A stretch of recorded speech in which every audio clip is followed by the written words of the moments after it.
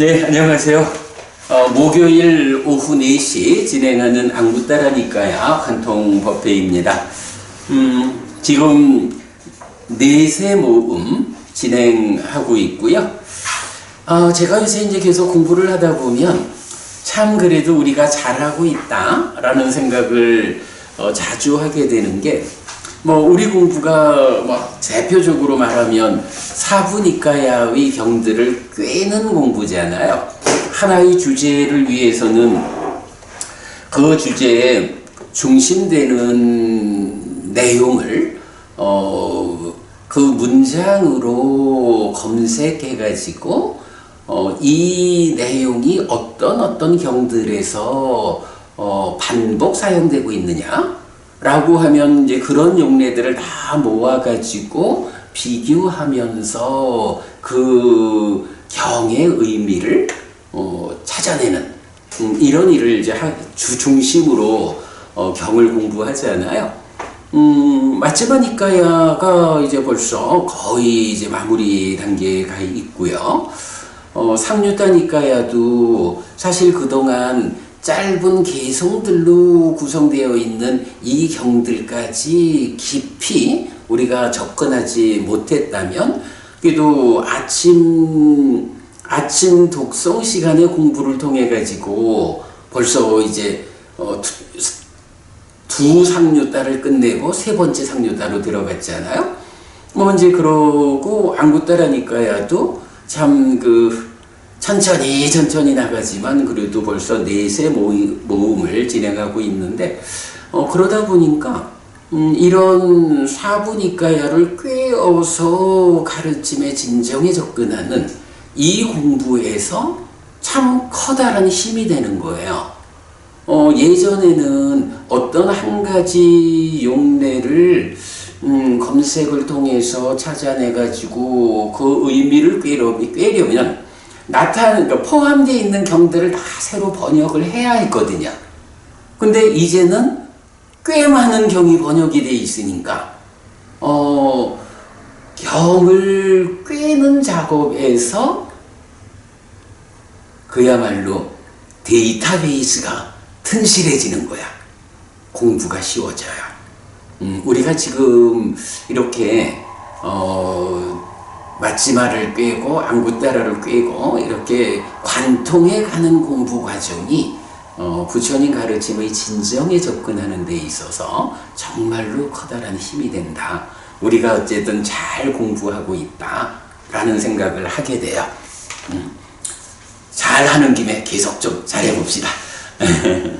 자, 오늘은 우리 안구따라니까야 넷의 모음의 7번째 품이죠. 빠따깜마 왔고, 배우는 사람의 행위 품의 3번째 경입니다. 범천경, 브라흐마 수땅 63번 범천경입니다.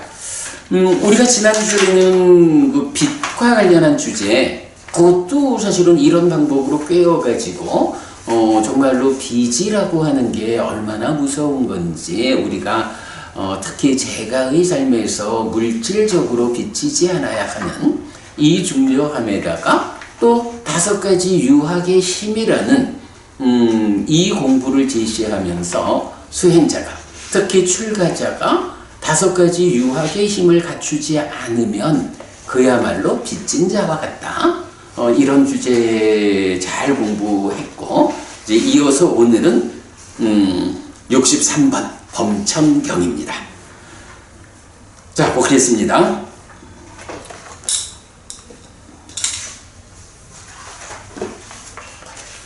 비구들이여, 집에서 자식들이 부모를 공경하는 가문은 범천과 함께하는 가문이다. 집에서 자식들이 부모를 공경하는 가문은 이전의 스승과 함께하는 가문이다. 집에서 자식들이 부모를 공경하는 가문은 이전의 신들과 함께하는 가문이다. 집에서 자식들이 부모를 공경하는 가문은 공양받을 만한 자와 함께 사는 가문이다. 비구들이여, 여기서 범천이란 부모를 두고 한 말이다. 이전의 스승이란 부모를 두고 한 말이다. 이전의 신들이란 부모를 두고 한 말이다. 이전의 신들이란 부모를 가만 이전의 스승 그러니까 그러니까 범천과 이전의 스승과 신들과 이전의 신들과 이게 이전의 신들을 한 번 더 적었군요. 뭐 잘못 적은 줄 알았더니 더 적었구나. 그 다음에 공양받을 만한 자란 부모를 두고 한 말이다.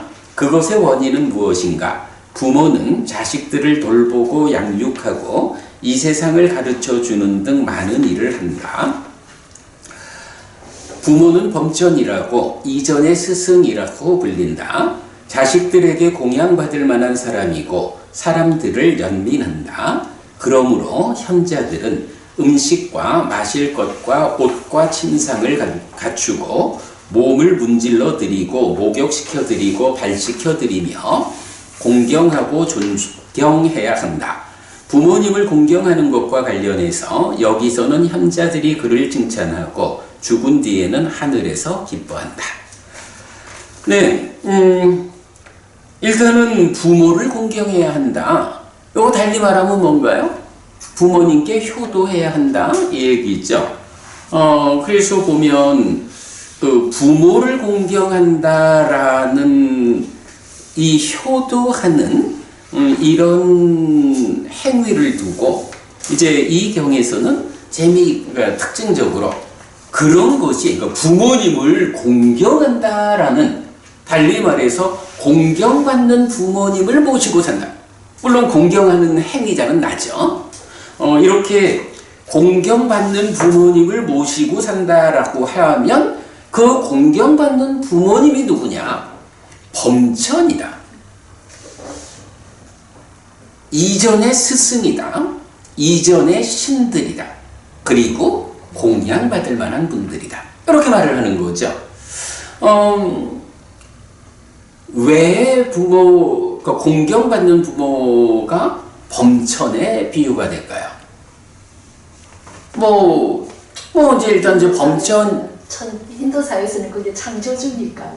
그러기도 하고 또 이제 자비희사 사무량심 이렇게 말할 때 바로 그 범천의 세상. 이래서 자비희사 자비심이라고 하는 이것을 범천이라는 신으로 대표해서 말할 수가 있겠죠.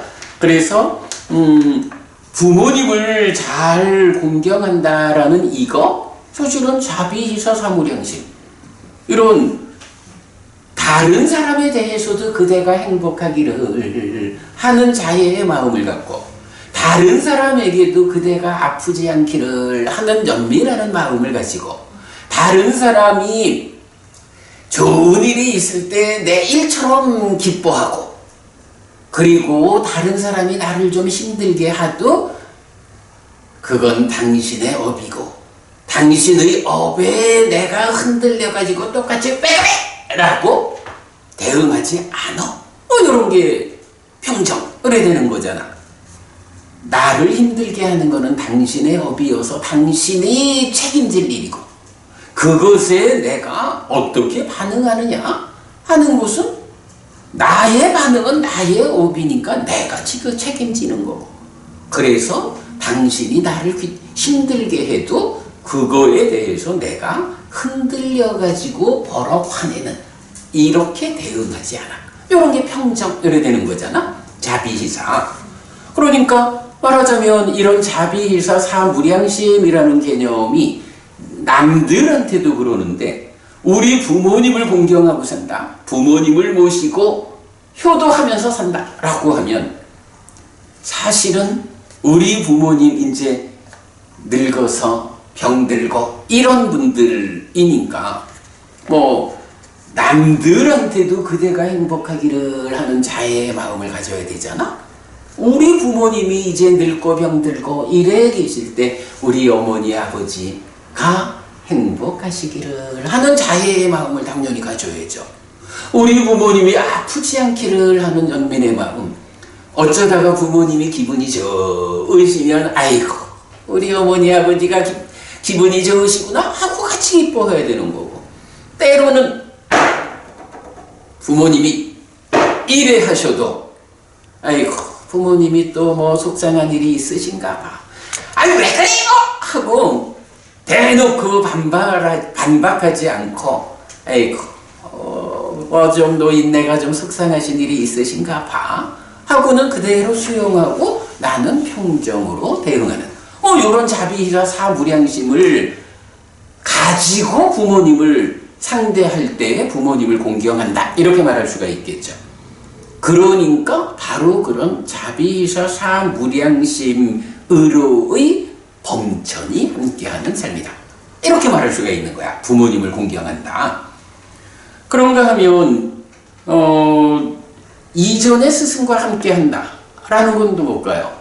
사실은 부모님이 그대로 스승이지 뭐. 우리가 부모님 하면 그 밑에도 그 말 나오지만 부모는 자식들을 돌보고 양육하고 이 세상을 가르쳐주는 등 많은 일을 했어.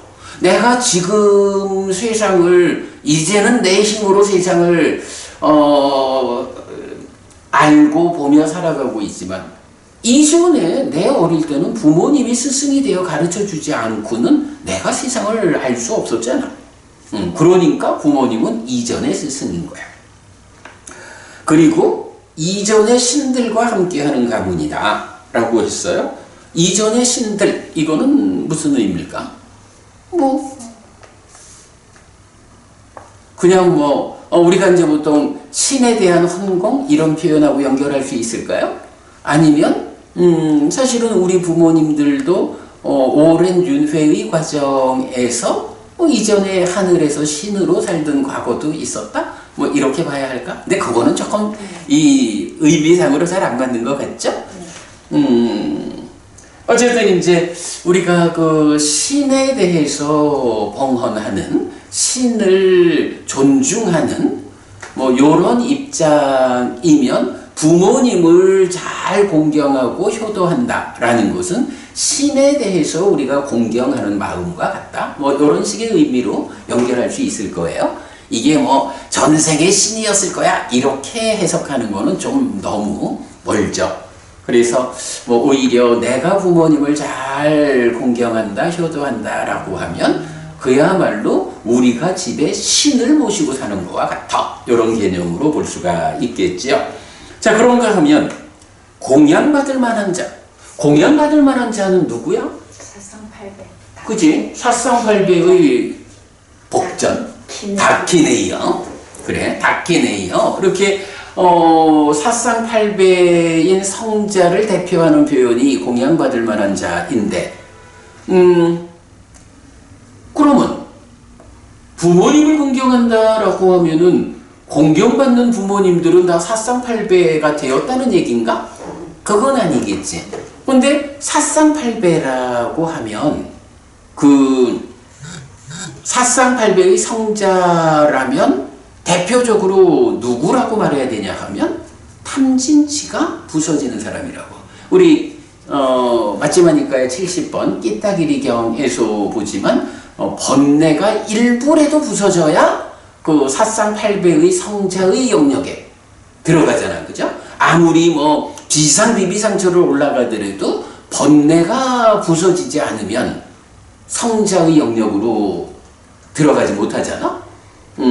그래서 이렇게 일부라도 번뇌를 부순, 달리 말하면 탐진치가 부서지는 영역에 들어가 있는 분들이 사상팔배 다키네이어 공양받을 만한 분이라고. 그러면 이제 우리 부모님을 내가 잘 섬긴다 라고 할 때 부모님은 어때요?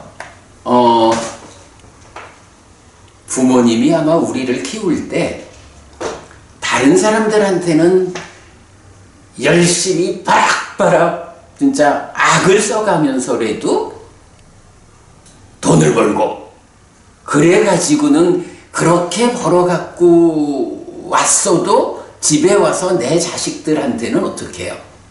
내 자식들한테는 그야말로 탐진치라는 것, 탐진치라고 하는 그 대상으로 자식을 상대하진 않죠. 자식을 상대할 때는 그야말로 목숨까지 내준다 이러는 것이 말하면 탐진치 없음의 경우로 자식을 상대하잖아. 그렇게 부모와 자식 간의 관계를 이제 우리가 생각해 보면, 부모님을 잘 공경한다, 효도한다라고 하는 것은 나에게 탐진치 없음의 삶으로 나를 길러주신 그분, 세상의 이야기로는 사상팔배의 성자가 되지는 못했어도 최소한 나에 대한 부모님의 삶은 성자와도 같은 삶이었다. 이렇게 우리가 이해할 수 있겠죠. 그래서 부모님을 공경할 때 우리 부모님은 사상팔배의 성자와도 같은 그런 분으로 함께 하고 있다. 우리 집에서. 뭐 이런 식의 의미로 생각할 수 있을 것 같아요. 뭐 대략해간 그런 정도 살펴봤고요. 뭐 어쨌든 이게 부모님을 범천이다, 이전의 스승이다, 이전의 신들이다, 그리고 공양받을 만한 자다라고 네 가지로 말하는 이유, 그 원인이 무엇이냐라고 하니까 부모는 자식들을 돌보고 양육하고 이 세상을 가르쳐주는 등 많은 일을 했기 때문이다. 요 얘기죠. 요 문구 어디서 나오는지 혹시 기억하시나요? 이거는 저기 나오지. 그 부모님의 은혜를 갚기가 어렵다. 뭐 진짜 100년 동안 한쪽 어깨에 어머니를 한쪽 어깨에 아버지를 모시고 섬기면서 살아도 그 은혜를 다 갚았다 할 수 없다. 왜? 부모님은 자식을 돌보고 양육하고 이 세상을 가르쳐주는 등 많은 일을 하기 때문이다. 요 얘기, 요 기억하죠? 그 문장 그대로 나오죠. 자, 그래서 뭐 이제 그 범천경에서는 이렇게 그 부모를 범천이라고, 이전의 스승이라고, 이전의 신들이라고, 공양받을 만한 자라고 비유하는 이유가 무엇냐 하는 부분을 이렇게 좀 살펴보면 되겠고요. 맨 끝에 그 개성의 끝에서 여기서는 그러니까 부모님을 공경하는 것과 관련해서 여기서는 현자들이 그를 칭찬하고 죽은 뒤에는 하늘에서 기뻐한다. 요거 여기서는 현자들이 칭찬하고 죽은 뒤에는 하늘에서 기뻐한다. 요 문장도 우리 많이 보는 거죠. 우리 어젠가 그저께인가 제가 저희 여법함경에서도 여법한 실천을 하는 사람들 명성을 얻고 행복을 얻고 그러니까 하늘을 얻고 하면서 요 표현 나오죠. 사실은 이제 요 마지막 문장이 공덕을 말하는 경들, 공덕을 설명하는 경들에서 대표적 용례 가운데 하나로 나타나잖아요. 그러면 이 얘기는 뭐냐 하면 부모님을 공경하는 것이 뭐라는 얘기야? 그게 그렇죠. 공덕을 짓는 일이다. 이렇게 이해를 할 수가 있죠. 부모님을 공경한다. 잘 모신다. 부모님께 효도한다라는 것이 공덕이 되는 일이다. 이런 이야기를 할 수가 있고요. 그 앞쪽에 이제 제가 주제의 확장 AN7 불교의 효 이렇게 링크해 놨거든요. 사실 부모님 불교 안에 불교는 효라는 주제에 대해서 어떤 입장을 갖고 있어요? 그 불교는 뭐 다 무아 뭐 이래 말하니까 효라고 하는 개념이 비중이 있을까? 우리가 포괄해서 말할 때 효를 대표하는 경이 하나 있죠. 그 대승 쪽에 부모 은중경. 그래, 그러니까 포괄해서 대승까지 포괄해서 보면 부모 은중경이라고 해서 부모님의 은혜가 얼마나 중한지 이렇게 나타나는데 사실은 부모 은중경은 대승경전도 인도에서 만들어진 게 있고 중국에서 만들어진 게 있잖아. 근데 그 중에 중국에서 만들어진 대승경전의 대표적인 경이 부모 은중경이죠. 그러니까 사실 뭐 부처님 말씀하고는 이제 좀 멀지. 그러하니까 부모 은중경 빼놓고 나면 부모 은중경 빼고서 불교 안에서 효와 관련한 입장을 말하자라고 하면 그게 쉽지는 않을 거예요.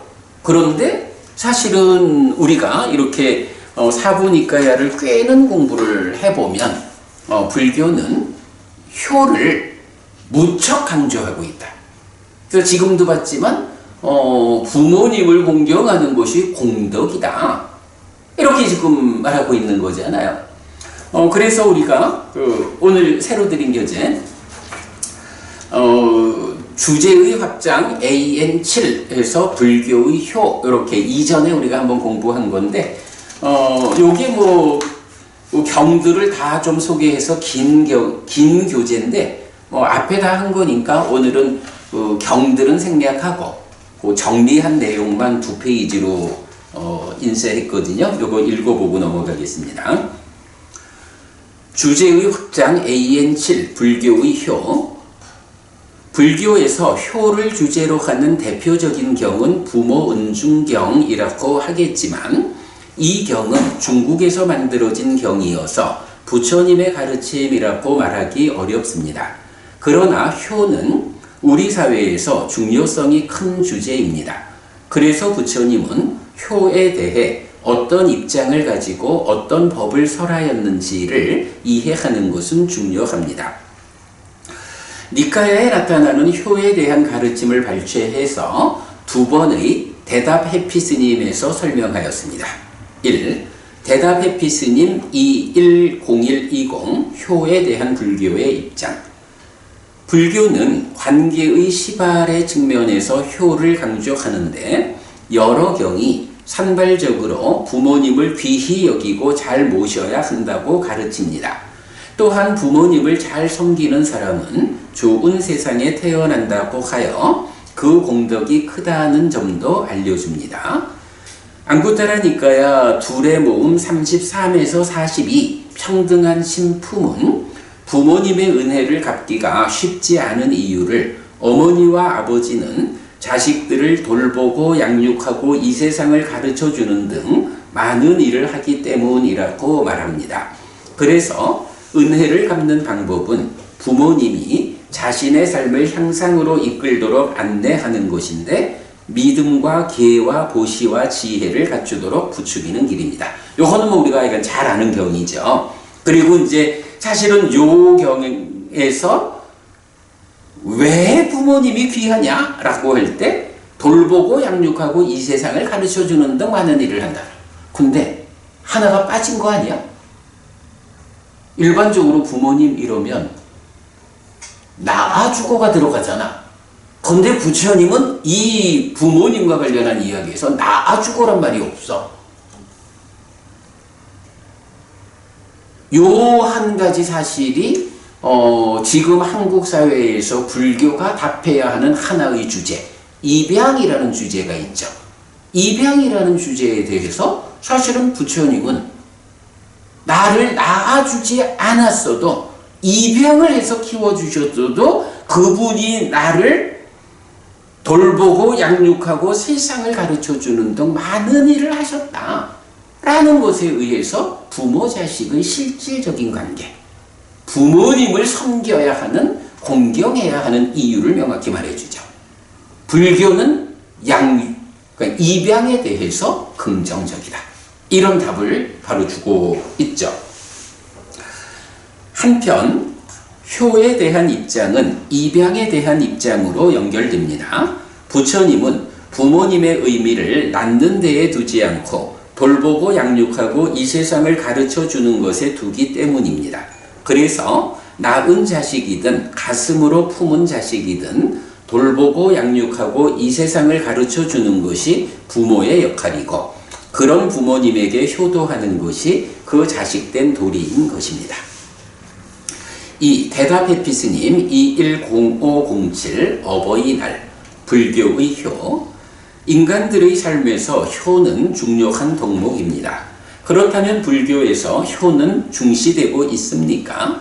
불교는 개인의 삶의 완성을 지향하지만 삶의 완성이 관계의 완성을 포괄한다는 이해의 측면, 내적인 성숙과 관계의 성숙에서 최근접의 관계인 가족 관계의 완성은 중요합니다. 그래서 불교에서 효는 큰 비중을 가지는 덕목입니다.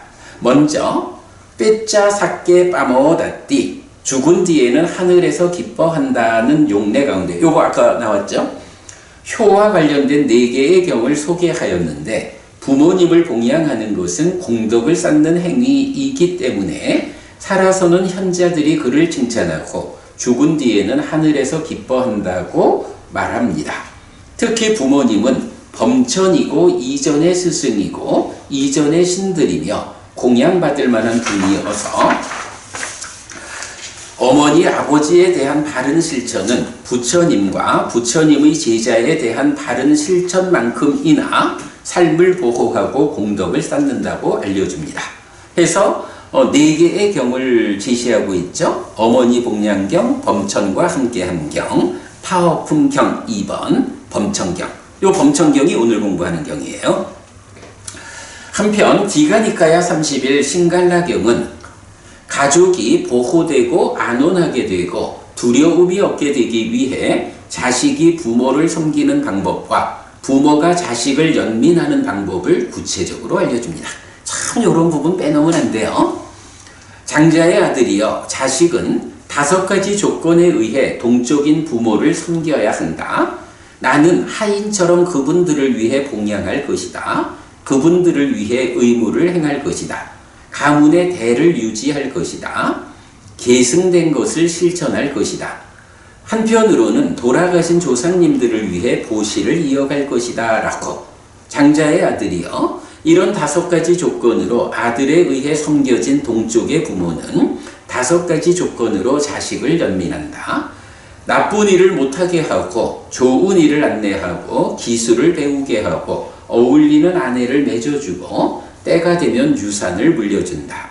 장자의 아들이여 이런 5가지 조건으로 아들에 의해 섬겨진 동쪽인 부모는 이런 5가지 조건으로 자식을 연민한다. 이렇게 그 동쪽은 보호되고 안온하게 되고 두려움이 없게 된다. 또한 부모님의 은혜는 너무 커서 갚기 어렵다고 말하는 평등한 신품은 부모님의 은혜에 보답하는 으뜸의 방법을 알려주는데 믿음, 오계, 보시, 지혜를 갖추지 못한 부모님에게 이 4가지를 갖추도록 부추기는 것입니다. 3. 이외에 효를 주제로 하는 경들이 발견되는 대로 이 자리에 소개한 뒤 나중에 이 주제를 완성하겠습니다 했는데 사실 지난번 우리가 세세모음 31번 범천과 함께한 경 할 때 이 자료를 만들었다고 그리고 그 이후에 하나를 더 본 게 있죠. 안구따라 니까야 세세모음의 45번 현명한 자 경은 현명한 사람, 고결한 사람에 의해 선언된 3가지로 보시, 출가, 부모를 섬기는 것을 말하는데 공덕행의 출발로서의 보시와 범행의 실천을 위한 출가의 비중과 대등하게 부모를 섬김, 즉 효를 지시한다는 점에서 불교는 효를 매우 강조한다는 것을 알 수 있습니다. 요거 사실은 굉장히 우리가 잘 본 거죠. 기본적으로 보시라고 하는 것이 삶의 향상을 위한 출발점이잖아. 우리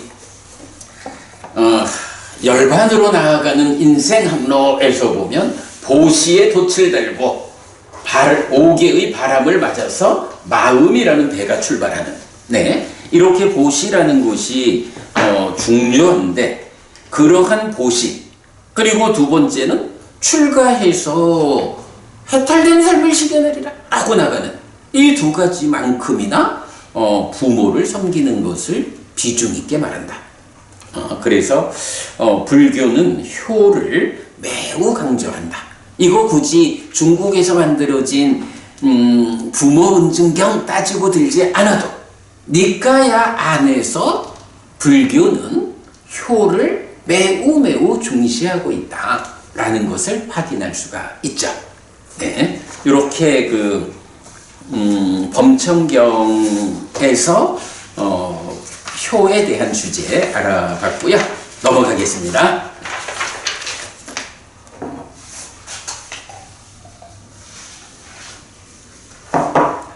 자, 안구따라 니카야 네세모음 64번 니라야 숙당 지옥경입니다.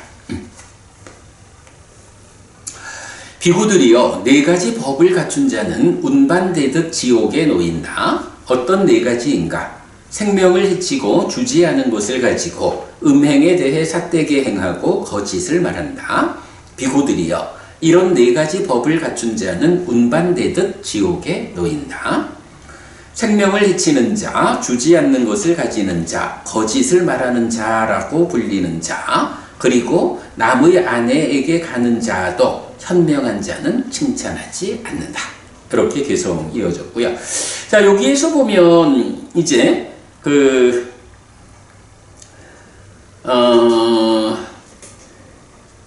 야타바땅 니킷도 예왕니라예라고 하는 문장을 이제 나는 운반되듯 지옥에 놓인다 이렇게 번역하고 있어요. 요게 이제 우리 초불련 같으면 누가 데려다 놓은 것처럼 지옥에 떨어진다. 이렇게 이제 번역하는 그 내용이죠. 요거 그러니까 그냥 그대로 그러니까 직역하듯이 해봤어요. 그랬더니 운반되듯 지옥에 놓인다 이렇게 표현하는데 이건 어떤 의미지? 네 가지 법을 갖춘 자가 운반되듯 지옥에 놓인다. 그런데 네 가지 법이 뭐냐 하면 살생, 투도, 사음, 만호 요거죠. 5개 가운데 두lum주가 빠진 거 또는 10악업 가운데 몸으로 하는 3가지, 말로 하는 4가지를 대표하는 거 이렇게 나와 있죠. 결국 요건 뭐야? 4가지 법이라는 것은 4가지 행위, 업을 말하는 거죠. 그러면 요 얘기는 업 이러면 우리가 기본적으로 떠오르는 게 중생이 누구냐 하면 업을 잇는 자요. 이렇게 얘기되잖아. 그러면 이렇게 4가지 법, 즉 악업을 지은 자는 그 악업에 따라서 어떻게 돼? 자기가 지은 그 악업을 이어가지고 악업이니까 그 악업이 가지는 과화보의 법칙성으로 여기 이제 우리가 늘 말하는 과도, 보도, 괴로움이어서 지옥으로 이끄는 힘을 가지는 10악업은 피해야 하고 이렇게 말하는 그 내용이죠. 바로 악업을 이어가는 거니까 누가 그야말로 우리 지난번에 신의 전령경 이런 데서 보면 비유이지만 야마라는 신도 나타나고 이래가지고 심판을 하고 이런 부분들이지만 그건 다 비유고 사실 한마디로는 뭐예요? 내가 악업을 지으면 그 악업을 이어가지고 악업이 이끄는 힘에 의해서 지옥 가는 거잖아. 이런 업을 잇는 자라는 이 개념이 뭐니 해도 중심이야. 사실 부처님을 말할 때 업을 말하는 자, 결실 있음을 말하는 자라고 하는 그 기본적 의미가 내가 악업을 지으면 그 악업을 이어가지고 지옥 가는 거예요. 선업을 지으면 그 선업을 이어서 하늘에 태어나고 그 선업이 번뇌의 영향에서까지 벗어나면 해탈된 사람 아라한이 되어서 윤회에서 벗어나는 데까지 가는 거예요. 사실은 이거지 이렇게 업을 잇는 자라는 이 기본된 관점을 생각하면 바로 이제 이런 표현 누가 데려다 놓는 거 아니에요. 그냥 이렇게 악업 4가지라는 4가지 법을 갖추면 그냥 운반되든 비유로 말하면 누가 꼭 심판해서 데려다 놓는 것처럼 그 업이 가지는 힘에 의해서 그 업을 이어서 지옥에 가는 거예요. 이렇게 말하는 거죠. 운반되듯 지옥에 놓인다. 사실은 이제 요 표현은 그러니까 운반되듯 지옥, 운반되듯 천상 이런 얘기는 우리가 많이 보는 거죠. 그런데 이제 요게 사실은 우리가 공부하는 입장에서 볼 때는 비중이 큰 거예요. 나는 이게 한번 우리가 주제의 확장 쪽에서 정리를 한 줄 알았더니 아직 안 했더라고. 마침 이제 요새 정리하고 있는 탐진치 책에서 일부 이제 몸과 관련한 파트에서 일부를 제가 좀 발췌해가지고 인쇄했어요. 그 두 번째 장 펼쳤나요? 네. 예. 자, 보시면 몸과 관련된 주제에서 이제 8번째 주제야. 죽음 이후를 직접 언급하는 표현들 3. 운반되듯 지옥 또는 천상에 놓인다. 인데요. 대충 좀 훑어볼게요. 많은 경들은 어떤 법들을 갖추면 운반되듯 지옥 또는 천상에 놓인다 라고 말합니다. 같은 내용을 초기불전연구원에서는 마치 누가 데려다 놓는 것처럼 지옥에 떨어지거나 천상에 태어난다고 번역하였습니다. 이거 우리가 낯익은 표현이죠. 그래서 야타바땅 니키또 이왕니라예 하면 운반되듯 지옥에 놓인다. 야타바땅 니키또 이왕사께 운반되듯 천상에 놓인다. 근본교리 등 경은 세 가지 외도의 근본교리를 소개하는데 전생의 행위가 원인, 창조주의 창조가 원인, 원인도 없고 조건도 없음입니다. 이때 창조주의 창조가 원인이라는 교리는 권능 가진 자로서의 신이 내 삶을 좌우한다고 말하는 것인데 부처님은 이것이 사실이 아니라고 말합니다. 즉 부처님에 의해 밝혀진 실제적인 길이 아닌 바깥길, 외도여서 이것은 우리 삶의 현실이 아니라는 것입니다. 그래서 이런 주장에 의지해서 즉 신의 권능에 의지해서 삶의 문제를 풀려고 해서는 풀어지지 않는 것입니다. 그렇다면 권능 가진 자로서의 신 대신에 나의 삶을 좌우하는 실제적인 길은 무엇입니까? 부처님은 신의 권능과는 반대되는 개념으로 운반되듯 지옥 또는 천상에 놓이도록 하는 것이 있다고 하는데 삶의 주인공인 나의 행위, 즉 업입니다. 이 표현 정확하죠? 그래서 외도는 권능 가진 자가 나의 삶을 지배한다고 설명하고 부처님의 가르침은 주인공인 나의 행위에 의해 행위가 가지는 과와보의 법칙성이 나를 운반되듯 지옥 또는 천상에 옮겨 놓는 것으로 설명한다. 이렇게 됐고요. 자, 그랬을 때 이제 전체적인 용례를 보면 마치마 니카야 12번 사자후의 큰경에서 부처님을 거짓으로 비방하면 운반되듯 지옥에 놓인다. 이래 되고요. 42번 상류타 8번 소라고등 부는자 경에서는 업에 대한 잘못된 견해를 가지면 운반되듯 지옥에 놓인다. 그리고 9번 가문경은 부처님을 거짓으로 비방하면 운반되듯 지옥에 놓인다. 그리고 나면 앙구타라 니까야에서는 83번이 나타나요. 근데 이제 사실은 요거는 그 생략되는 기법에 의해서 사실은 검색되지 않은 경들도 좀 있을 거예요. 그러나 일단 하여간 웬만큼 이제 필요한, 하여간 좀 누락이 됐다 해도 83개나 용례가 찾아지면 충분히 그 의미를 우리가 안다고 하겠죠. 자, 요거는 이제 이렇게 내가 자료로 드린 거로 하고요. 요거 다 읽어보려면 시간이 너무 많을 것 같아. 그래서 이건 대충만 보면 사자후의 큰경은 이건 부처님을 거짓으로 비방할 때, 그리고 소라고등 부는 자경, 가문경 있고, 자, 앙구타라 니까야의 주제별 주요 용례로 보면 마음이 잘못된 지향에서 심의 거침을 원인으로 이렇게 여기 어떤 중생들은 몸이 무너져 죽은 뒤에 상실과 비탄의 상태, 비참한 존재, 벌받는 상태, 지옥에 태어난다. 심의 고음을 원인으로 이렇게 여기 어떤 중생은 몸이 무너져 죽은 뒤에 좋은 곳 하늘 세상에 태어난다. 하고 2번 성냄과 원함경에서는 두 가지 법, 즉 성냄과 원한. 그러면 이제 보면 요것도 같이 나오는 거 있죠? 성남과 원한, 위선과 악의, 질투와 인색, 사기와 교활, 자책의 두려움 없음, 타책의 두려움 없음. 요렇게 두 가지 쌍으로 된 5가지. 요거는 운반되듯 지옥에 놓인다.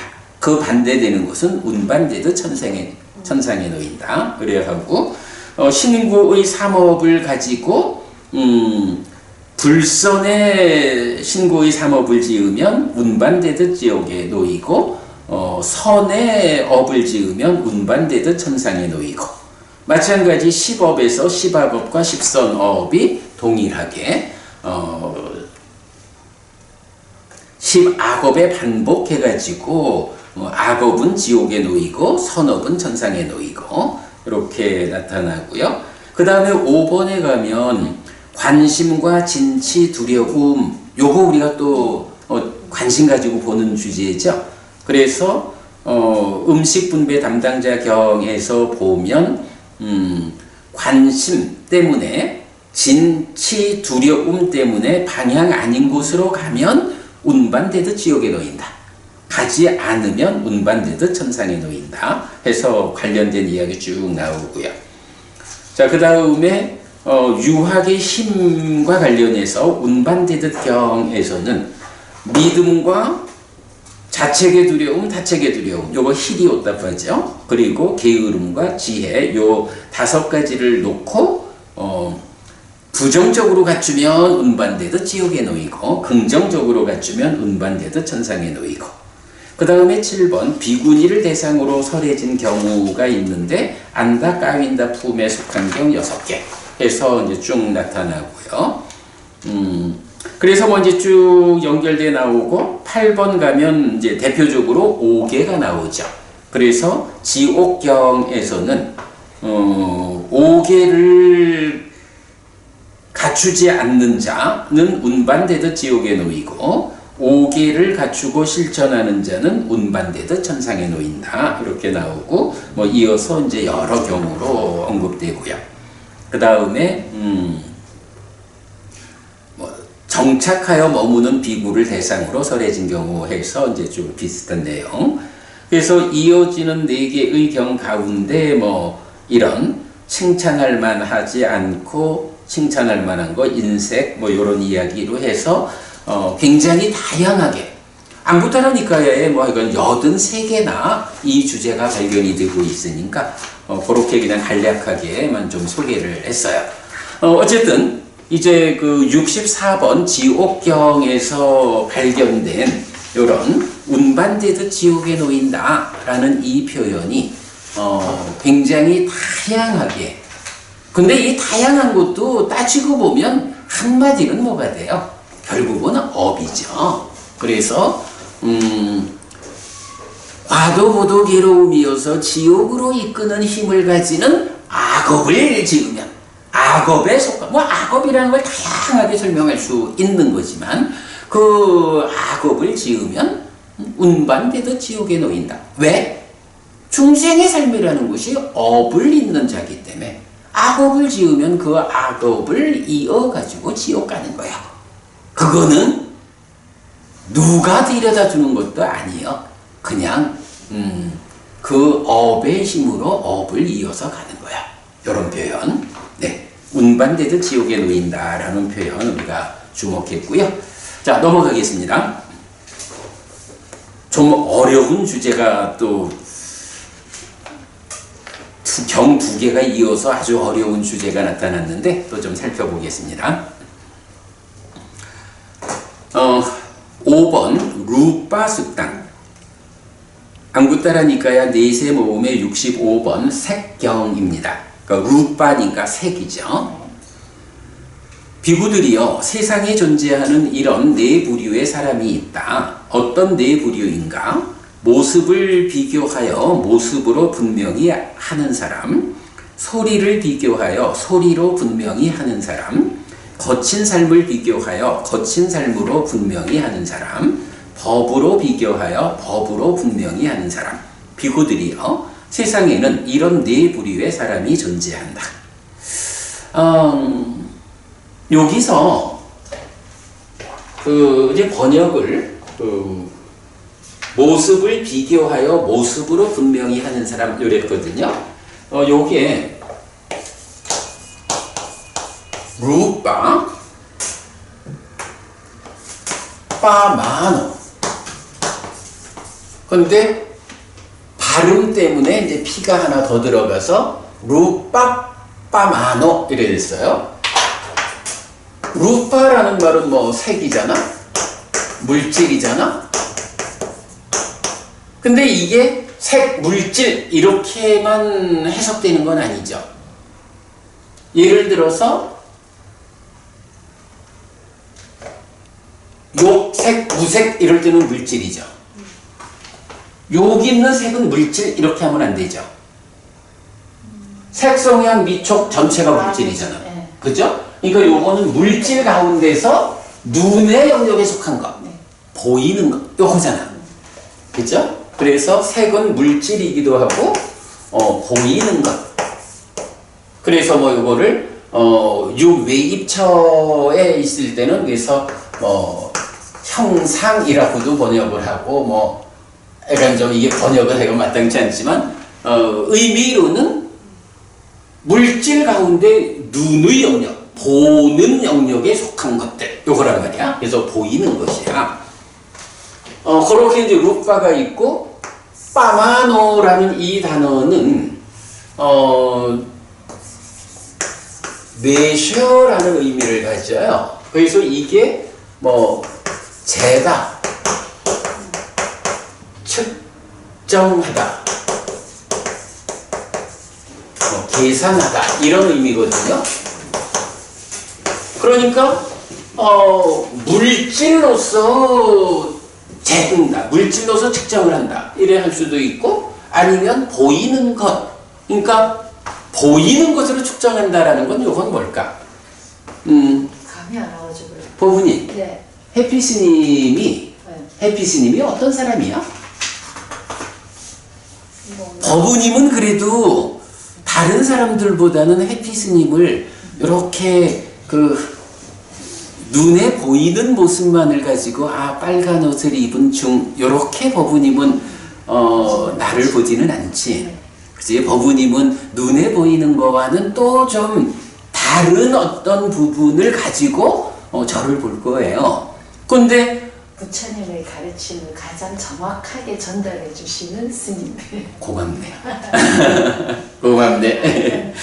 근데 내가 요새 밖에 나가면 참 보면 한국 사람들이 이 옷 입은 사람을 처음 보는 사람도 많아. 맞아요. 그래서 누구예요? 머리 깎은 걸 보니 불교인가요? 이래 묻는 사람들이 많아. 그러면 그런 사람들은 해피 스님을 어떻게 봐? 그냥 보이는 모습만 가지고 보는 거지 뭐. 그걸 뭐라고 말해야겠어? 물질로 잰다 할까? 보이는 것으로 잰다 할까? 요런 의미를 내가 번역을 모습을 비교하여 이렇게 말하는 거예요. 오직 모습만으로 겉모습만 가지고 말하자면 회색 가사를 입은 스님들하고 비교해가지고 이 사람은 테라와다 비구구나 이렇게 이제 알 수 있겠지 그런 의미를 가지고 모습을 비교하여 이렇게 번역했거든. 이건 비교하여란 말이 좀 내가 번역을 해놓고도 요 표현을 가지고 경의 의도를 잘 이해할 수 있을까 싶어서 지금 이렇게 설명을 하는 거예요. 번역 바꿀까?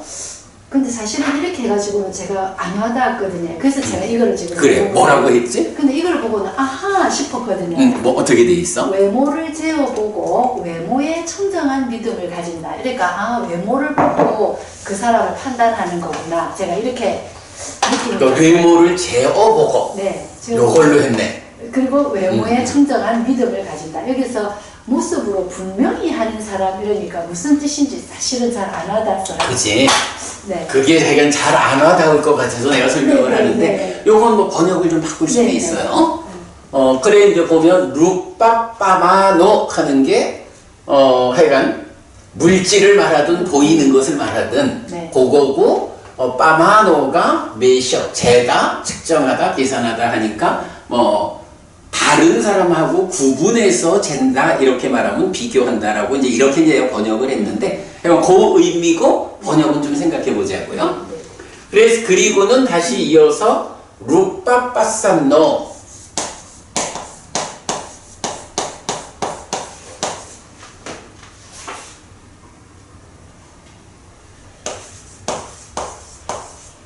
이렇게 나와요. 루빠 같은 단어고 빠산노라는 요 말이 금방 뭐라고? 믿음? 예, 외모에 청정한 믿음을 가진다. 이 빠산노라는 말이 청정한 믿음 이런 말도 포함을 해요. 그리고 또는 클리어라고 해서 그러니까 어떤 상태를 분명하게 하다. 이제 그런 의미도 가져요. 그래서 그러니까 빠산노 이러니까 사람을 지시해서 이제 청정한 믿음을 가진 사람 또는 분명함을 가진 사람 이런 의미가 되는 거예요. 그래가지고 요 두 가지를 이어서 보면 약간 루빠 색에 대해서 색이 물질이든 보이는 것이든 사실은 여기서 모르는 거야. 물질 전체를 말하든 외입처의 색 보이는 것을 말하든 어쨌든 그런 색으로 비교한다 재어가지고 보니까 야 그래도 보니까 사람이 깨끗해 보이고 보니까 공부한 사람 같아 보이고 승복도 어떤 분은 아주 승복을 아주 그냥 수백만 원짜리 이렇게도 입잖아. 사실은 또 보는 사람들은 그냥 우리처럼 그냥 되는 대로 걸쳐 입고 사는 사람을 볼 때 느끼는 거하고 다르잖아. 그럼요. 그게 청정한 그치? 믿음을 얘기가 쉽죠. 굳이 네. 그 얘기야. 네. 색에 의해서 재어가지고 비교해가지고 이 사람에 대해서 분명함을 그에 대해서 청정한 믿음을 일으킨다 이렇게 말할 수도 있고 그 사람에 대해서 분명함을 갖는다. 이 사람이면 됐지? 이런 이제 그런 의미예요. 그래서 그렇게 썼고 그리고 나면 이제 이어가지고 네 부류의 사람이 있다라고 했는데 두 번째가 뭐냐 하면 고사빠마노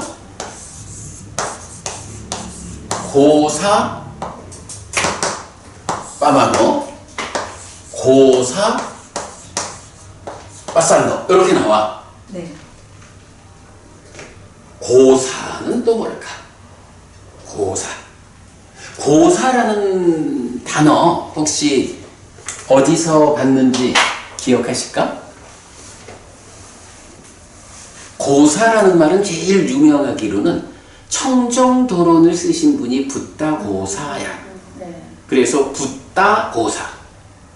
한자로 번역하면 불음. 그러니까 붓다니까 붙여불. 고사가 소리음으로 번역이 되는 거야. 그 고사거든. 그래서 이제 그 고사빠마노, 고사빠산노를 소리를 비교하여 소리로 분명히 하는 사람. 그래서 비교하고 분명히 하는 건 지금 설명한 거예요. 자, 그러면 여기서 소리라는 건 뭐지? 요거.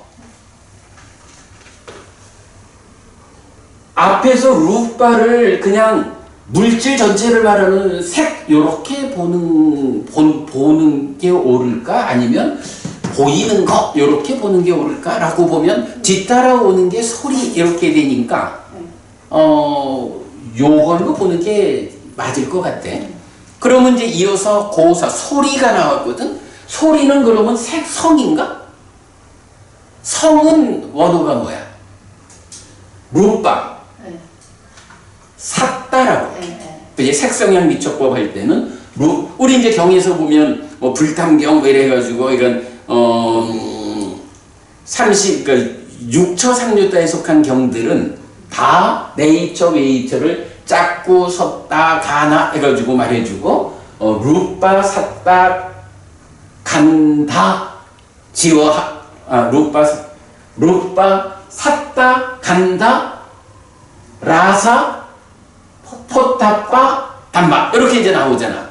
그럴 때 성은 샀다를 쓴다고. 아, 근데 여기서 고사를 썼구나. 이 샀다가 어쨌든 성이야. 네, 소리.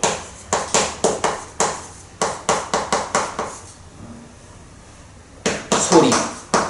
그러면 고사도 소리거든. 이 소리와 이 소리는 어떻게 다를까? 들리는 다양한 소리는 샀다고 말하는 오케이. 말을 그게 맞아. 이 고사가 붓다고사라는 이름 말고 경에서는 대표적으로 어디에 나오냐 하면 법원이 우리 견해라는 게 견해는 어디에서 생기지? 무엇이 견해를 만들지? 남의 말을 듣고도 생기죠. 남의 말. 소리. 남의 소리. 남의 소리 좋아. 또 주의, 자기. 그래서 네. 바른 견해를 말할 때는 남의 말과 열이작의 삿된 견해를 말할 때는 남의 말과 비열이작의 요래 나오잖아. 네. 요게 이제 마지막 43번 교리문답의 큰경에서 이제 바른 견해를 말하면서 남의 목소리, 남의 소리, 남의 소리라고 우리가 이제 네. 그간 했지. 그러면 이럴 때 이 남의 소리라고 하는 거는 이렇게 이 귀의 영역에 속한 대상, 요걸 말하는 게 아니지. 네. 요게 아니고 누군가가 자기의 어떤 생각을 말로 해준 소리야. 자, 그래서 보면 요 단어가 일단은 하여간 의미가 달라. 샀다라는 이 소리는 의미가 사운드 소리죠. 노이즈 하면 잡음, 소음 이런 거. 그러니까 하여간 귀의 영역에 들리는 모든 이 음파로 전달되는 이거지 그 영역에 속한 거. 그리고 word 해가지고 이제 단어 이렇게도 나오고. 그런가 하면 고사는 이제 그 의미가 어떻게 나오냐 하면 기본적으로 사운드라는 말이 똑같은 거야. 그러니까 소리라고 똑같이 번역이 되는 거야. 그런데 그 다음에 shout 하면 이제 외치다 이런 얘기죠. 외치다, 소리치다. 그리고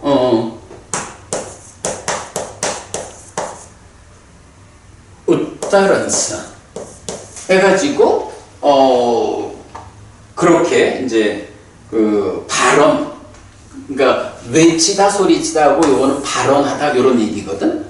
그러니까 똑같은 사운드라고 하는 같은 의미를 가지니까 샀다도 소리고 고사도 소리인데 이 소리가 똑같이 귀에 들리니까 소리요. 그런데 같은 소리는 아니요. 그냥 귀의 영역에 들어오는 어떤 다양한 그런 소리들이 있어. 그런가 하면 이 고사라는 것은 누가 소리치는 거, 누군가가 말하는 거, 누군가가 발언하는 거 요거라고. 오히려 그래. 되게 발언 쪽으로 발언에 더 가까운 것 같은데. 발언, 그렇지. 네. 그러니까 바른 견해를 말할 때 남의 소리, 남의 목소리라고 하는 이거는 그냥 옆에서 누가 부스럭거리는 소리 듣고 견해가 생기는 거 아니잖아. 어떤 사람의 발언, 누군가가 자기 생각을, 자기의 깨달음을 말하고 있다고. 네. 발언을 한다고. 그것이 그 소리를 듣고 그 소리가 정등각에 의해서 선언된 바른 소리 같으면 바른 견해를 이끌고, 그러지 못하고 저열한 깨달음에 의해서 저열하게 이끄는 소리는 삿된 견해로 이끌겠지 뭐. 그러고 거기에 이어서 열이작의 비열이작의에 따라서 견해가 바르냐 삿되냐 이게 결정되잖아. 그래서 고사라고 하는 요 말은 소리이지만 단지 소리가 아니고 누군가가 자기 생각을 이렇게 말하는 이제 그런 소리야. 그러면 이제 약간 이게 어쨌든 색성 요거는 아니다. 그죠? 네. 그래서 일단 그래도 이제 이게 소리이기 때문에 루빠라는 것이 물질 전체를 말하는 색이라고 보지 않고 보이는 것. 그러니까 아까 보면 어떻게 외모로 이렇게 했던가? 그러니까 겉으로 보고 겉으로 보이는 모습만 가지고 판단을 하고 거기에 대해서 이렇게 멋진 모습을 보이니 참으로 내가 섬길만해. 뭐 이런 식으로 판단한다는 거지. 네, 그 내용을 그렇게 말하는 거예요. 참 단어 하나를 해석하기가 어렵다. 그렇지만 이건 여기서 루빠와 고사가 이렇게 연결되는 거죠. 자, 그 다음에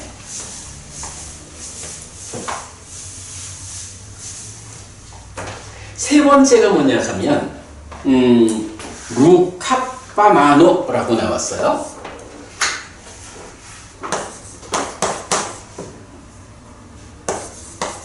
루카빠마노. 그래서 역시 루카빠산노. 이러니까 여기서 이제 루카라는 말은 이건 부모님 거의 처음 들어보는 거겠죠. 근데 사실은 이제 이게 어떤 경우에 나오냐 하면 그 고행과 관련한 이야기, 고행과 관련한 고행을 설명하는 경우들도 많잖아. 네. 그래 보면 길게 뭐라 하더라, 절구꽁이로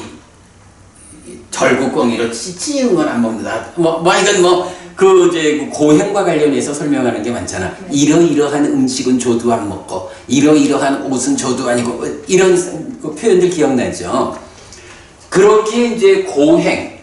사실 고행이 이제 따빠으로 나오잖아? 네. 이 따빠와 관련한 유사한 단어들을 연결해서 쓰잖아. 그때에 요 루카가 이 따빠, 고행이라는 그 단어에 연결되어서 나오거든. 그리고 그렇게 나올 때에 이제 이 말을 거친 이런 의미로. 그러면 여기서 이제 거칠다라는 것은 무엇일까? 자, 그리고는 이제 네 번째가 뭐냐 하면 담마야. 담마빠마노, 담마빠산노 해서 요렇게 네 부류의 사람 가운데 1번, 2번, 3번, 4번 네 부류의 사람이 있는 거야. 요거 어떨까? 1, 2, 3, 4. 자, 여기까지 보고 밑에 개송을 같이 볼게요. 자, 처음부터 다시 읽어볼게요. 비구들이여, 세상에 존재하는 이런 네 부류의 사람이 있다. 어떤 네 부류인가? 모습을 비교하여 모습으로 분명히 하는 사람, 소리를 비교하여 소리로 분명히 하는 사람, 거친 삶을 비교하여 거친 삶으로 분명히 하는 사람, 법으로 비교하여 법으로 분명히 하는 사람. 비구들이여, 세상에는 이런 네 부류의 사람이 존재한다. 모습을 비교하고 소리를 따르는 사람들, 욕탐의 지배를 받는 그 사람들은 실답게 알지 못한다. 안의 것을 알지 못하고 밖의 것을 보지 못한다. 전반적으로 덮여있는 어리석은 자는 소리에 이끌린다. 안의 것을 알지 못하지만 밖의 것은 통찰한다. 밖으로 과를 보는 자, 그도 소리에 이끌린다. 안의 것을 꿰뚫어 알고 밖의 것을 통찰한다. 장애 없이 보는 자, 그는 소리에 이끌리지 않는다. 이랬거든요. 결국은 요 네 부류의 사람을 말하면서 모습을 비교하고 소리를 따르는 사람들이 있어. 욕탐의 지배를 받는 그 사람들 실답게 알지 못한다. 이렇게 나와요. 나비자난띠 실답게 알지 못한다. 그리고 안의 것을 알지 못하고 밖의 것을 보지 못한다. 전반적으로 덮여있는 어리석은 자는 소리에 이끌린다.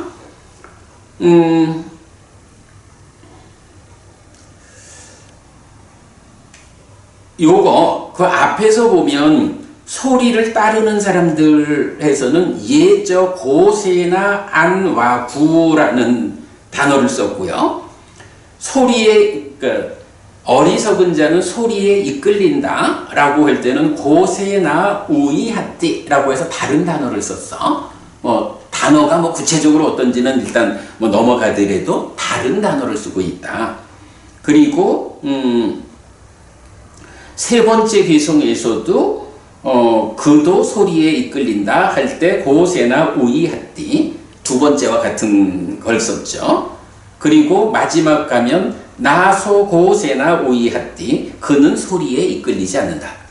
그러니까 첫 번째 개성은 안와구라는 소리와 관련해서 안와구라는 단어로 소리를 따르는 사람들 이렇게 표현을 했고요. 뒤에 있는 세 개의 개성은 다 고세나 요건 이제 고사 소리의 수단격 이래 되잖아. 소리에 의해서 우이하띠라는 단어를 통해서 이끌린다 이렇게 됐다고. 자, 그런데 여기서 소리라는 게 어떤 말이라 했어? 그냥 들리는 소리가 아니라 누군가의 가르침 이런 식으로 우리가 금방 보았죠. 그러면 이게 그냥 그대로 읽어보면 첫 번째 개성은 뭐가 돼요?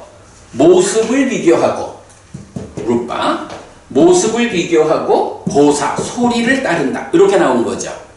그리고 두 번째 개성은 어리석은 자는 소리에 이끌린다. 그러니까 이건 누군가가 어떤 가르침을 설했어. 어리석은 자는 스스로 알지 못하니까 누군가의 가르침을 따라가는 거. 소리에 이끌린다. 이렇게 설명된 거죠. 세 번째 개성도 마찬가지. 안의 것은 알지 못하지만 밖의 것은 통찰한다. 밖으로 과를 본다 하니까 훌륭하죠. 근데 문제는 아직도 안의 것은 알지 못하죠. 그러니까 완성되지 않았으니까 소리에 이끌려. 누군가의 가르침을 따라가. 이 얘기가 되겠죠.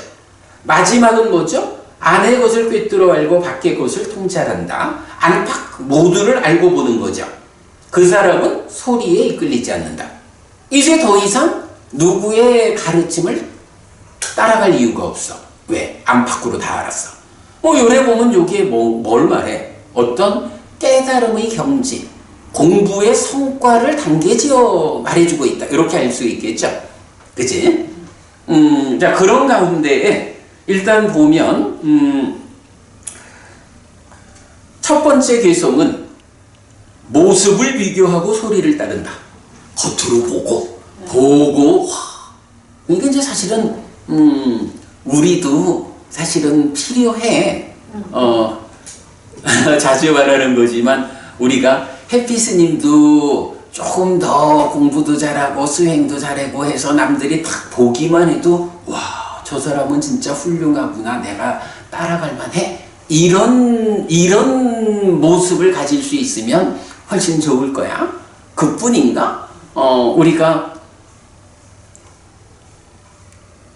조금 더 잘 꾸며진 공간을 마련해가지고 잘 차려놓고 공부하러 오시오 이러면 아마 그 모습을 가지고 보이는 게 좋아서 더 공부하러 많이들 올 거야. 맞아요. 그런 것에 많이 끌리죠. 참 차책도 그래. 사실은 맞아요. 세상이 세상살이가 그런 거지 뭐. 사실은 달리 판단할 수가 없잖아. 우리가 이제 다른 경에서 나오지만 오랜 시간 같이 교제하면서 알아보지 않고는 사실은 보이는 그 사람의 모습과 그의 말을 통해서 평가할 수밖에 없지 뭐. 이제 그런 건 뭐 사실 이게 뭐 나쁘다 할 건 아니야. 그러나 다만 그것이 더 높은 경지로 올라가지 못한 이제 이런 부분을 갖고 있는 거죠. 거기에만 매여 있으니. 그래. 거기에만이라고 하는 그게 중요한 거지. 자, 그래가지고 일단 이렇게 첫 번째 개성은 모습을 비교하고 소리를 따르는 사람들. 요만큼 접근되었어. 그래서 욕탐의 지배를 받는 그 사람들은 실답게 알지 못한다. 실답게 알지 못한다. 말하면 여실직연으로 접근하지 못하는 거지. 이렇게 됐고요. 그 다음에 두 번째는 안의 것을 알지 못하고 밖의 것을 보지 못한다. 전반적으로 덮여 있는 어리석은 자는 소리에 이끌린다. 여기서는 이제 앞에서는 소리를 따르는 고세나 안과 구라는 거하고 이제 우이하티라는 동사를 써서 구분된 거야. 자, 그런데 안의 것을 알지 못하고 밖의 것을 보지 못한다. 안과 밖의 구분을 하고 있거든. 안과 밖 어떤 구분일까?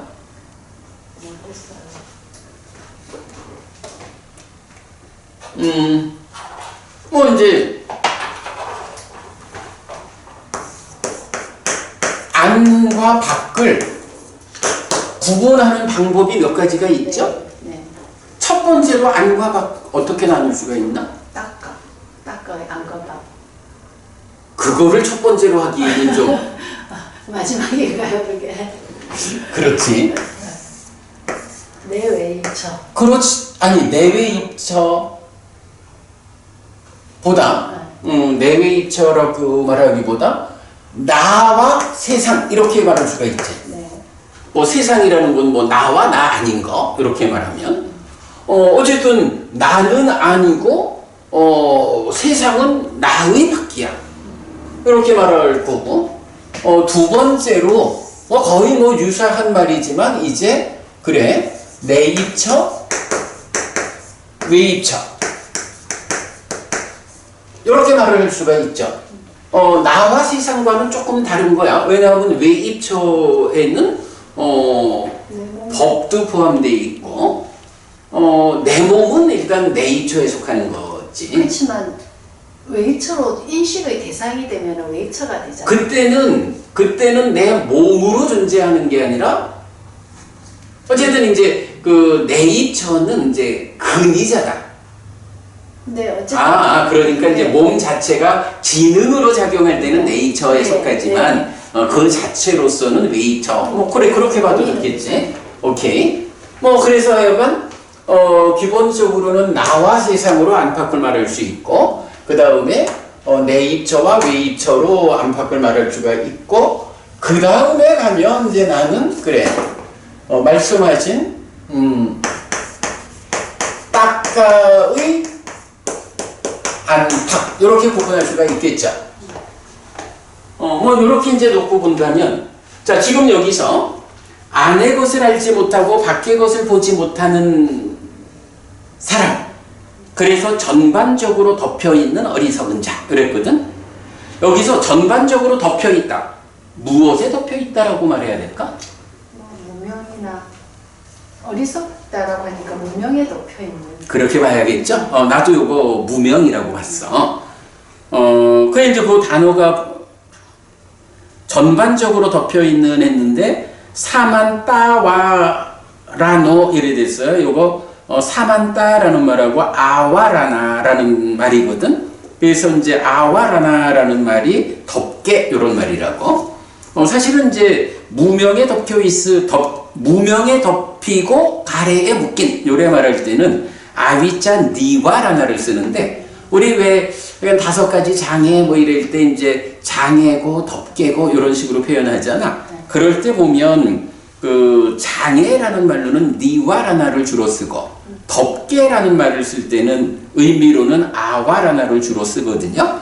그런데 이제 때로는 니와라나가 장애로도 번역되고 덮개라는 의미로도 또 이중적으로 쓰이고도 그래. 그러니까 그런 말이기 때문에 전반적으로 덮여 있는 어리석은 자 이럴 때는 뭐 무명에 덮여 있다.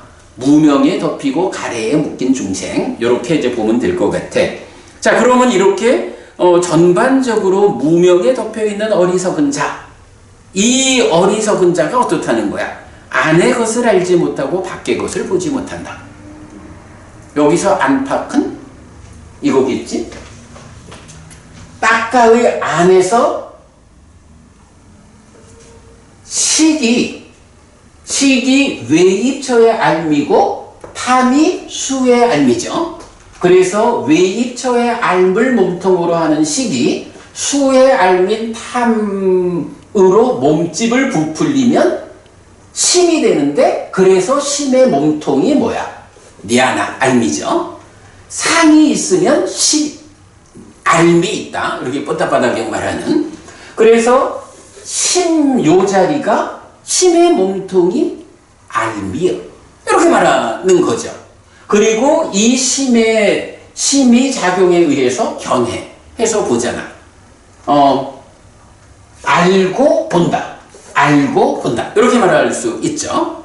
그런 거기 때문에 안의 것을 알지 못하고 라는 것은 이 딱가 내면의 상황을 알지 못하는 거야. 뭐 이렇게 그냥 이해하면 되겠고, 밖의 것을 보지 못한다라는 것은 견해를 갖추지 못했다. 이렇게 보면 되겠죠. 그러니까 안의 것을 알지 못하고 밖의 것을 보지 못한다라는 것은 딱가의 안팎 모두에 대해서 알지 못하고 보지 못한다. 이렇게 이해를 하면 돼요. 어떤 사람이 그렇다는 거야? 전반적으로 무명에 덮인 사람. 그죠? 무명에 덮인 사람이 딱가 안에서는 알지 못하고 딱가 밖의 것을 보지 못한다. 이렇게 이제 보면 되겠고, 그런 어리석은 자는 소리에 이끌린다. 이건 뭐야? 안팎으로 모르니까 이제 다른 견해를 가지기 위해서 다른 사람의 목소리가 필요해. 그게 소리에 이끌리는 거죠.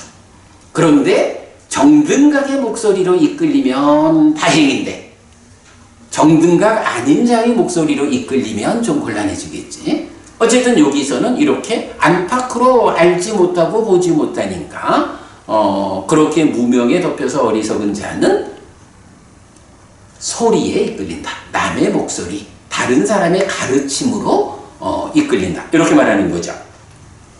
세 번째에서 안의 것을 알지 못하지만 밖의 것은 통찰한다. 밖으로 과를 보는 자, 그도 소리에 이끌린다. 요건 뭐지? 안의 것을 알지 못하지만 밖의 것은 통찰한다. 요 경지는 어떤 경지야? 예류자. 그래, 예류자. 요게 뭐냐 하면 딱강의 내면의 이야기. 달리 말하면 번뇌로부터 시작해서 가래가 형성되는 이 딱가 내면에 대해서는 모르는 거야. 그러나 밖의 것은 통찰한다. 삼형조 수행을 통해서 이 몸과 함께하는 딱가 밖의 영역에서 수행을 통해 내려와가지고 사념조가 완성된 그 자리가 여실지견 자리잖아. 그죠? 그러니까 바깥쪽에서 접근해와가지고 밖의 것은 이제 통찰한 거야. 그러니까 밖으로 그 결실을 보는 자, 이렇게 말했죠. 그런데 이렇게 여실지견한 예류자도 아직까지 딱가 내면의 이야기를 모르잖아. 그러니 어떻게? 그래도 이만큼 온 사람은 잘 이끌린 사람이지. 그러면 이렇게 여실지견 자리까지 온 이런 예류자라는 성자도 아직은 남의 목소리에 이끌리는 거야. 다행히 정등각인 부처님의 목소리에 이끌려가는 거죠. 네, 그 표현이고, 그 다음에 이제 마지막 개성이 안의 것을 꿰뚫어 알고 밖의 것을 통찰한다. 이제 어떻게? 그렇게 정등각의 목소리에 이끌렸기 때문에 이제 안의 이야기도 알게 됐고 밖의 것도 통찰하게 됐죠. 그러니 이 사람은 세상을 보는데 장애가 없어. 어떤 장애가 없어요? 번뇌라는 장애, 탐진치라는 장애가 없어. 즉 다른 견해를 갖췄어. 이런 사람이 소리에 이끌리지 않는다. 누구야? 해탈지견? 아라한. 이러는 거죠. 자, 그래가지고, 그래서 이제 이렇게 개성 4개를 가지고, 모습, 그러니까, 루빠라는 말을 하고, 고사라는 말, 그리고 안팎의 문제, 요런 부분을 다 참 그러니 메커니즘이 답을 주는 거야. 메커니즘 없이 사실 이런 부분을 해석하기는 어려울 것 같아. 그러면 그래가지고 4가지 개성을 통해서 이제 의도하는 바를 이해했죠. 그리고 나면 이제 다시 돌아와서 자, 그러면 이제 이게 남았어. 4부류의 사람이 있잖아? 근데 첫 번째 부류는 보이는 것에 의해서, 두 번째 부류는 소리에 의해서, 세 번째는 거친, 네 번째는 법에 의해서 그랬거든? 그럼 이건 뭐야? 자, 보이는 것에 의해서는 여기서 보면 모습을 비교하고는 첫 번째 상태, 아직 공부가 익지 못한 한 가지 경우에 나왔죠. 그런데 소리라는 것은 그 소리를 따르는 사람이 첫 단계에 있지만 2, 3, 4의 단계 2번, 2 번째, 세 번째 개성도 소리에 이끌리죠. 그러니까 소리라는 거는 예류자까지도 소리에 이끌리는 그 범주가 되죠. 자, 그런데 루카, 거칠다라는 거는 어떻게 봐야 돼? 이제 여기서 우리가 우리가 이제 이 독성집에서 나타내고 있는 그림이 있죠.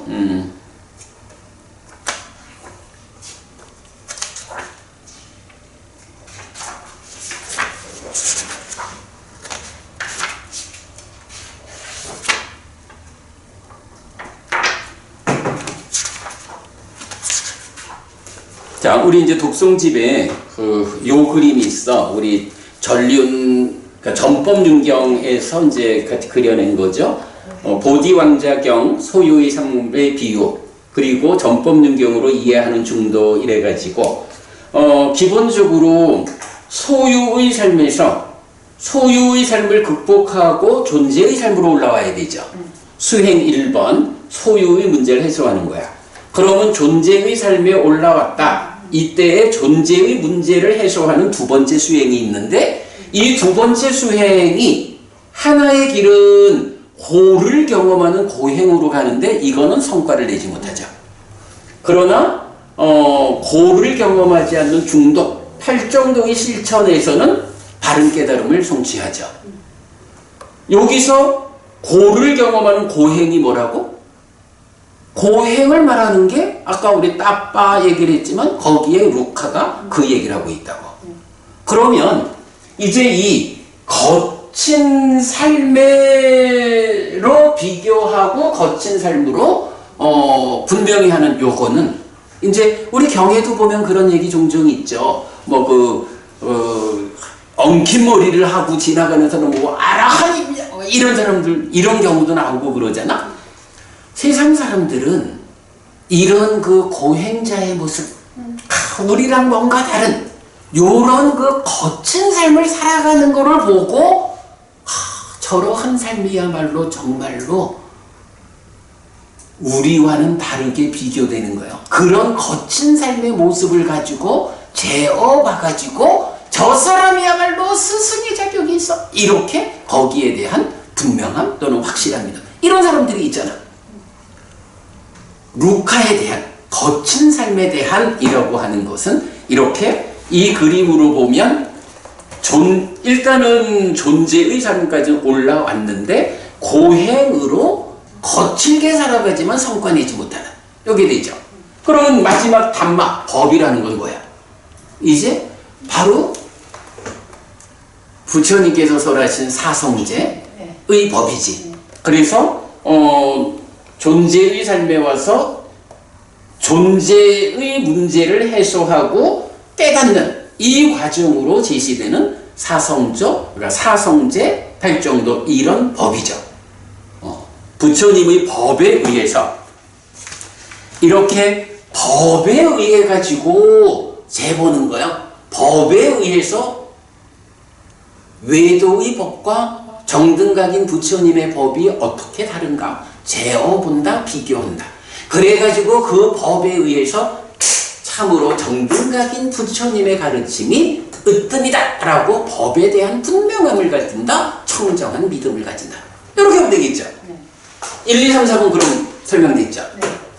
내가 오늘 수업을 위해서 이 경을 보면서 번역할 때보다 네. 더 어렵게 오늘 설명한 이 내용을 준비를 했어요. 그리고 몇 가지 단어에 대해서 좀 분명히 그러니까 단어의 의미를 분명히 하는 가운데에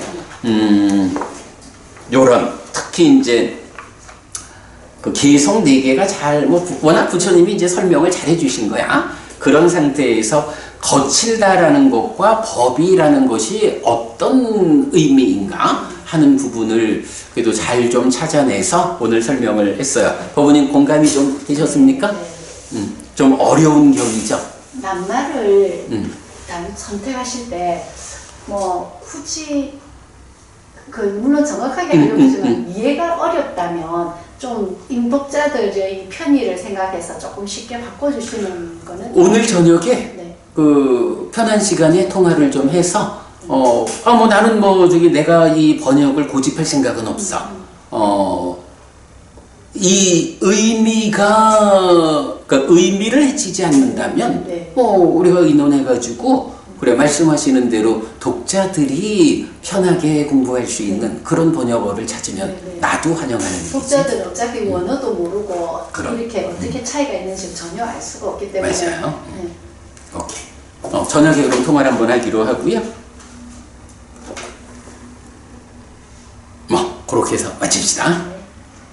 삼마삼부토 바가와 스와카토 바가와타 담모 숫바티판노 사와카 상고띠. 세존은 정등각이시다. 세존으로부터 법은 잘 설해졌다. 제자들의 상가는 잘 실천한다. 찌랑띠타뚜 로까스밍 삼마삼부타 사사난띠. 정등각의 가르침이 이 세상에 오래도록 머물기를. 이차마항 얀양야지뚱 양마마아싸 디가라땅 히타야 수카야띠. 오랫동안 나에게 이익과 행복을 주는 자선행을 실천하리라. 이당다낭 페따낭 냐띠 살로 히타낭 우빠까빠뚜. 이당다낭 페따 냐띠 살로 히타 파리분잔뚜띠. 이 보시가 돌아가신 친지와 혈육들에게 도달하기를. 이 보시를 돌아가신 친지와 혈육들이 사용하기를. 오늘도 우리가 훌륭한 법의 등을 함께 달았습니다. 이 법의 등의 공덕이 오랫동안 여러분들에게 이익과 행복으로 함께 하기를 바랍니다. 또한 오늘의 이 법보시의 공덕이 여러분 생각하시는 그분들에게 도달하고 사용되기를 바랍니다. 수고하셨습니다.